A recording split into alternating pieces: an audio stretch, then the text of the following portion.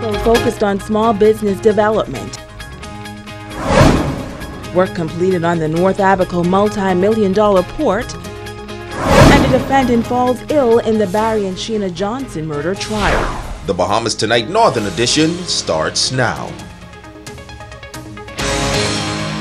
This is the Bahamas Tonight, the Northern Edition. Good evening, all. I'm Shashina Roll-Parkinson. As always, it is so great to have you with us. Topping news, the Office of the Prime Minister and the Grand Bahama Chamber of Commerce organizing a one-day business expo for stakeholders in the Grand Bahama community. The event is set for tomorrow morning at the Pelican Bay Resort, aims to empower the small business sector. Natalie Martinborough has the story. The Business to Business Expo proposes to transform business transactions in the Grand Bahama community. The overall plan is to connect small and medium-sized businesses with the major anchor companies in the industrial sector, with the goal of providing local options for goods and services that the major companies now import. Minister of State for Grand Bahama, the Honorable Kwesi Thompson, says the key is ensuring that the goods and services are available, reliable, and of comparative quality. We already have a number of businesses, large businesses that operate in Grand Bahama and spend millions of dollars outside of the Bahamas. This is an opportunity to match local small businesses with these larger businesses so that we can ensure and we can do our best to have more of that spending done in Grand Bahama and more of that spending done with local businesses here in Grand Bahama. There are tens of millions of dollars that are currently being spent off the island that is available or may be available to either existing or new Bahamian businesses. Having worked in the industrial sector for many years myself, I do know that those opportunities do exist. This is the second year for the Expo. Last year, the partners were the Grand Bahama Shipyard and Buckeye Bahamas Limited. This year's partners are Pharmachem, Statoil, and Quality Services. Is presently engaged in a $20 million repair project to their facility. Small businesses who provide equipment maintenance services, fabrication and welding services, and offer electrical and chemical supplies, IT, safety, and security equipment and supplies will benefit from Statoil's presentation. Pharmachem recently made an announcement of their $180 million expansion, and they will speak to the opportunities available to subcontractors, skilled and semi-skilled workers, and the requirements to be able to benefit from that project. Rounding off our presenting panel is Quality Services Limited, who will also speak to business opportunities for our local contractors. Minister Thompson believes this initiative will deliver tangible short-term results with many opportunities for sustained development in the Grand Bahama community. Natalie Martinborough, ZNS Network News.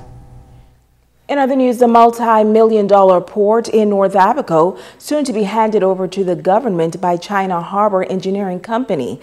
Our ZNS News team spoke with the Minister of Transport and Local Government, Frankie Campbell, who noted that the facility itself is complete. However, there has been some questions as to whether or not additional dredging is needed. He says the government is seriously taking a look at a Bahamian group to manage and operate the $40 million container port. Should this happen, he says it will prove that the government is all about empowering Bahamians. Well, the Awa port development is a beautiful example of Bahamians operating a port. The port there at Awa Key is fully Bahamian operated, and they are rated #1 in the region. So that is proof that Bahamians can do it. I'm aware that a Bahamian group has made a pitch to the government of the Bahamas to operate the port in Abaco. They were asked to go and review some of their plans and come back. I'm satisfied that if they meet the criteria, then they too will be given an opportunity. Now, he says while there is no timeline on how soon the port will open, many employment opportunities are set to come on stream. It all goes well for employment. There will be need to hire stevedores and other persons within the industry to ensure that they're able to provide the service necessary.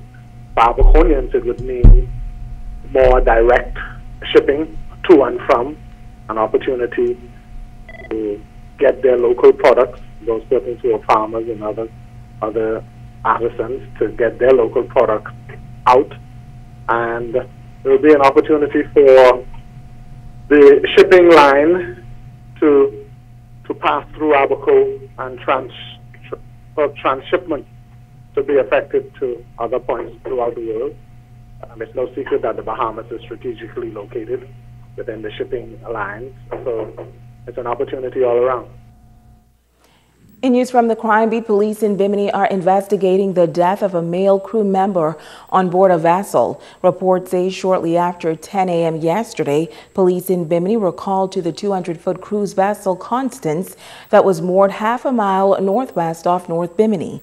The vessel and crew arrived in Bimini on Saturday from Miami, Florida. When the officers arrived to the vessel, they were shown to the second deck where they met the body of a Caucasian male who was a native of New Zealand. He was lying on the floor with wounds to his left wrist.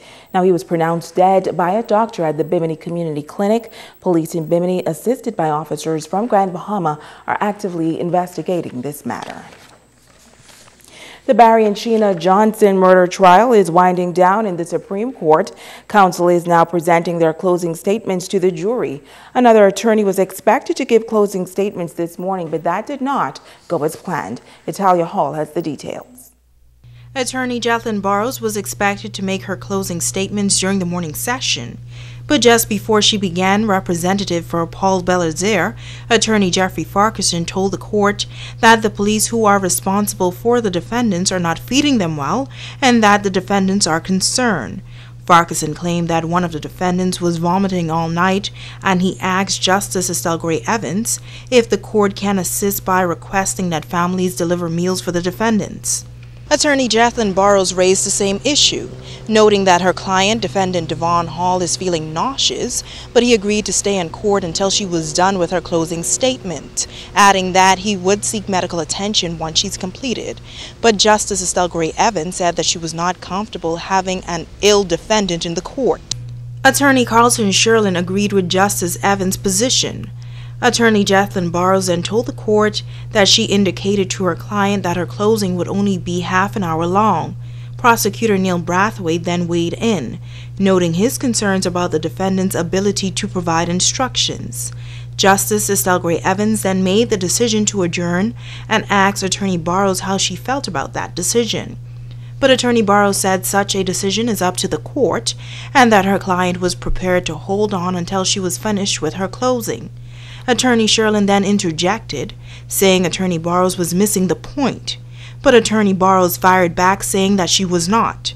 Justice Estelle Gray Evans then intervened and adjourned the session. Now, once Attorney Barrows is done with her closing statement, Representative for Defendant Kevin Dames, Attorney Carlton Sherlin, will be next. Reporting for ZNS Network News, I'm Italia Hall. Stay with us. The Bahamas Tonight, the Northern Edition, continues in just a moment.